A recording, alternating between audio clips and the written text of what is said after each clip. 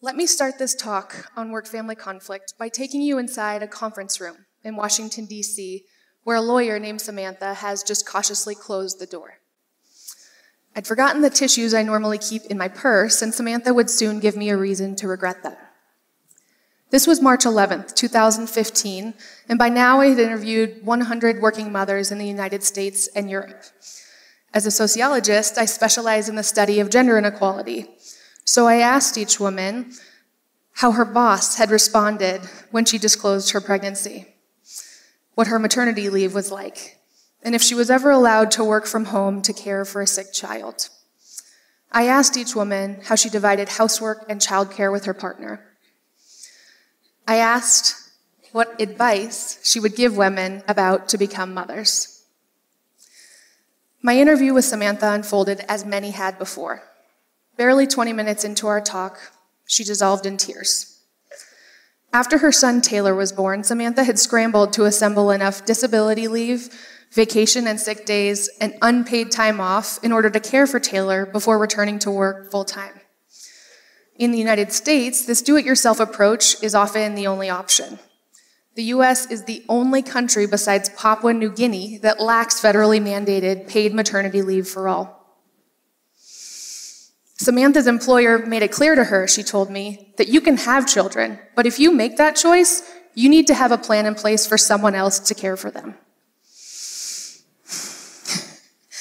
Before I had children, she added softly, the message I received was, you can do everything. You can be at the top if you put your mind to it. Load of crap. I am awesome, and I can't do everything. If I keep all the balls in the air, I'm broken. I've talked to so many friends, and we can't figure out how to do it all at the same time. I first started studying the plight of women who dare to work and have kids in 2011. Since then, I've interviewed 135 middle-class employed mothers in Italy, Sweden, Germany, and the United States. I was interested in understanding how women navigate employment and motherhood in countries with very different public policy supports and cultural attitudes about men, women, work, and family. And I spoke to mothers because women are still responsible for most housework and childcare. The Bureau of Labor Statistics reveals that women still shoulder 2/3 of domestic duties in US households. And I had a really personal interest. As a young girl, I had watched my own mother, Allison, struggle to balance her work and family duties. A decade-long juggling act that sometimes involved toting my sister and me to boardroom meetings when a babysitter fell sick, or snowfall closed the schools. We would nap in sleeping bags rolled out in a corner of the conference room. And now, 30 years on, it seems that conflict hasn't eased much for my peers. Every American woman I interviewed had concluded that it was her or her and her partner's job to cobble together some form of leave, to figure out childcare, to get on a preschool wait list, to find a babysitter, to seek advice, and engineer any number of other highly improvised coping techniques. In Samantha's case, this entailed joining a less prestigious firm that demanded fewer hours and finding the right hands-free breast pump that she brought to her cubicle and multitasked under a poncho she brought from home. In every conversation and with every woman, the thread was the same. Families are on their own when it comes to solving these problems, no matter how piecemeal the solutions. This all makes perfect, if outrageous, sense. The United States has the least generous benefits, the lowest public commitment to caregiving, and one of the highest maternal and child poverty rates of any Western industrialized nation. So the message here is, if you're an American mother, life is hard. And American working mothers, I discovered, generally blame themselves for their problems. They take personal responsibility for the challenges that European mothers recognize as having societal causes. And I'm not encouraging American parents to envy the Swedes, the Germans, and the Italians, but we can certainly emulate them by looking to our government for help. Every American mother I spoke with felt torn between her work and family commitments. And so did the Italians, but Italian mothers tended to blame the government for their problems. Benedetta, a single mom working at a hospital in Rome, laughed when I asked what sorts of support she enjoyed. Social benefits? 0. Less than 0. Nobody helps me. In Sweden, the women I spoke with wanted full gender equality. They expected to seamlessly combine paid work and child-rearing. Mothers there also anticipated that the government would help them meet those goals. And that's exactly what the Swedish state, its public policy, and the country's cultural ideals about work and motherhood accomplish. When Swedish mothers felt overwhelmed, they tended to blame the country's lofty expectations of what parenting should be. German mothers, by contrast, tended to blame the country's emphasis on traditional home life. They ascribed their work-family conflict to outdated cultural beliefs. American mothers who worked for companies that offered flexible schedules and paid maternity leave described themselves to me as very lucky or privileged. Yet these companies are a rarity in the United States.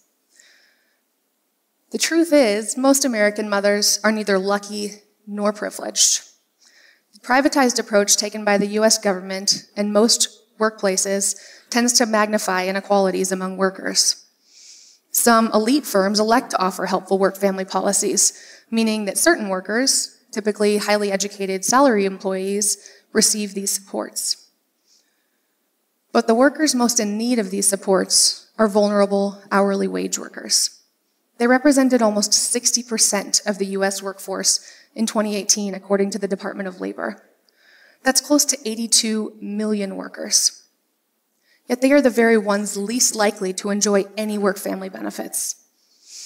The highest income earners in the US are nearly 4 times likelier to have access to paid family leave as those at the bottom of the pay scale. The women I interviewed in Sweden told me time and again that they felt they had fulfilling careers and fulfilling family lives. But consider the national policies responsible for that lifestyle. Sweden prizes gender equality, universal childcare, and an egalitarian family model in which women and men share breadwinning and caregiving. Whenever I used the term working mother in Stockholm, women looked puzzled. And sometimes they even laughed. Lisa, an urban planner and mother of 2, told me, "I don't think that expression exists in Swedish. It's not like there's a non-working mother. I mean, what else would she do?"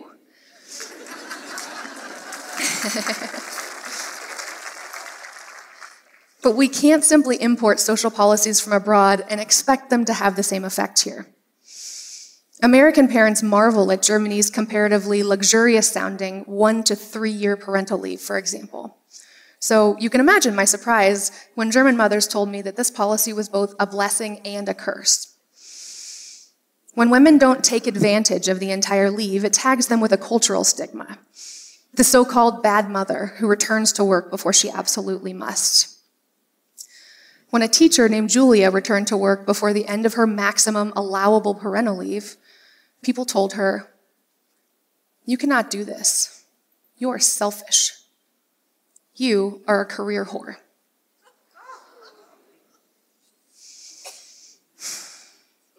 In my talks with women in the States, the term balance came up time and again.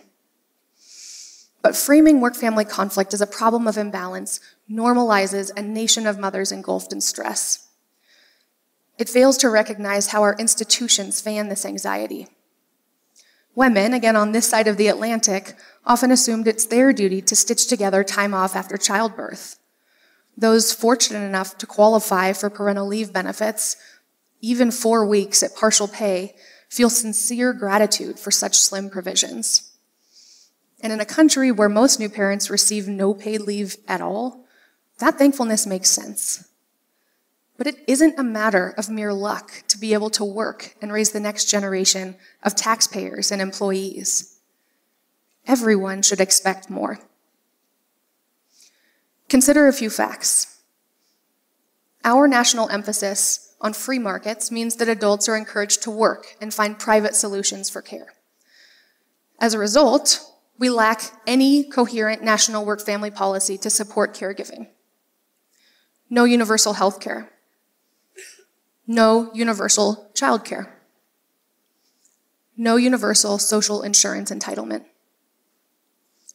no guaranteed basic income, no paid parental leave, and no minimum standard for vacation and sick days. Yet on top of all this, 70% of mothers in the US work outside the home today. Most of them do so full-time. The resulting work-family conflict is a national crisis. It transcends social class and race, and it's bigger than region or religion. That mothers shoulder all of this alone is simply unfair. And the truth is that mothers don't need balance. They need justice. Virtually every woman I interviewed had told me here that it was up to them to cobble together time off. But virtually every other country on the planet understands that care deserves public support. We all need care. Nothing is more central to our existence.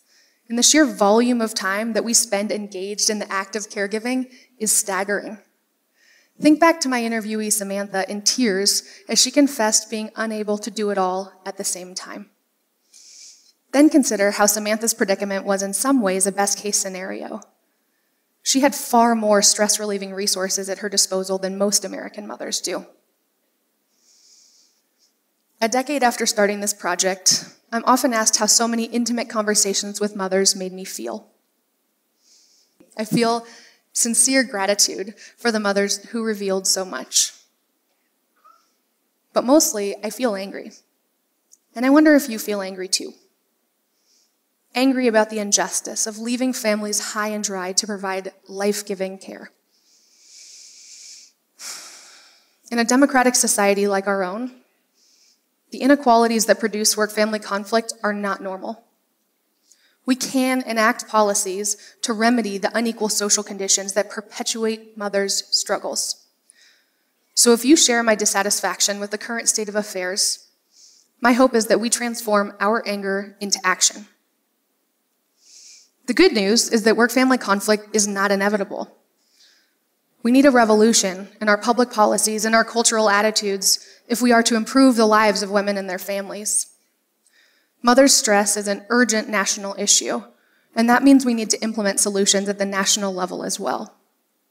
And besides our obvious moral imperative to facilitate care, research shows that supporting caregiving benefits employers and the US economy. And that means we have a collective responsibility to solve work-family conflict. So I hope you'll join me in a movement for what I'm calling work-family justice. We need a system in which both women and men have the opportunity and power to participate fully in paid work and family care. Let's expect more of our employers. Let's urge our representatives to step up. And above all, let's ask more of one another. Paid family leave and high-quality, affordable childcare should be national priorities in the 2020s. Thank you.